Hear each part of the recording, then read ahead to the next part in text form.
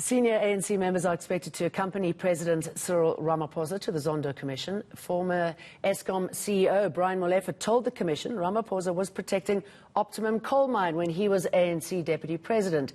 Several ANC members have been implicated at the inquiry. Speaking to us now is the ANC Veteran League President, Snuki Zikalala. Very good morning to you, Snuki. Let's start off with that, those allegations against Ramaphosa and what he knew coming from Brian Molefe. How's he going to tackle those sort of accusations today and the fact that he didn't know anything?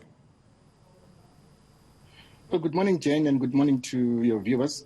I think for the African National Congress and also for the Veterans League, it's important that, that today our president is appearing in front of the State Capture Commission, and of course he'll be led by senior leaders of the ANC, Comrade Jeff Radebe, Joel Nanchimpenzi, and Lindiwe Sisulu, and of course Andries Nel. And so it's important for him to account of what happened, because if the allegations leveled against any individual, that individual must be given an opportunity to account and to say his or her side of the story. And so what we as the African National Congress encourage every member of the African National Congress, when he or she is being requested to appear in front of the State Capture Commission, that person should appear. And so we are encouraged that the president will be there, and of course as the ANC will give him the support that he needs. I should imagine that this is a pretty important day for the ANC.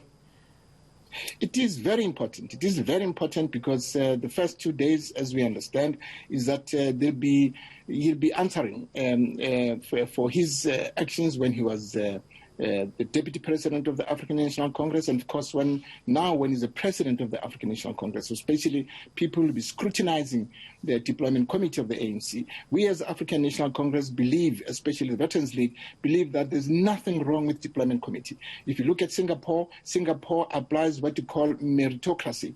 Young people are being developed, trained, and given skills at a young age, so that by the time they get into politics, they are skilled and given government responsibilities. And so based on integrity, on skills, and on knowledge of what they are doing. And so the deployment committee, there's nothing wrong with it. And so Comrade Cyril Ramaphosa... Can I just jump in there for a minute? Yes, I mean, if it works well, obviously it's fantastic. But, you know, he was responsible for many of the deployments. And as you know, many of the cadres there have been implicated in corruption. The sort of jobs for mates hasn't gone well.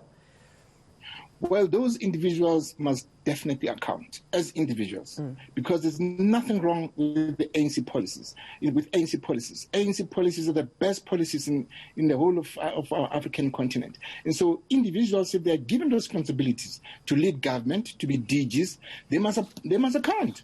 The ANC gives them those responsibilities. The ANC allows them, give them the opportunity to lead those departments. They must definitely account as individuals, because it's not the ANC that forced them to do the wrongs that they've done. And so it's up to the individual to account. That is why we are saying every individual was given responsibility by the ANC, and that individual misused his powers, abused his powers. That individual must account. Must account to the ANC, must also account to government, because we govern on behalf of society as the African National Congress. It's society that gives us an opportunity to govern on its behalf. And so we must account to society what we have done. And so we welcome the State Commission, and the individual must definitely account. And the President, we're happy that he's leading, is in this delegation. There are senior people who are with him. Okay, I mean, Snuki, you know how it all works. I mean, the President can't feign ignorance today. He was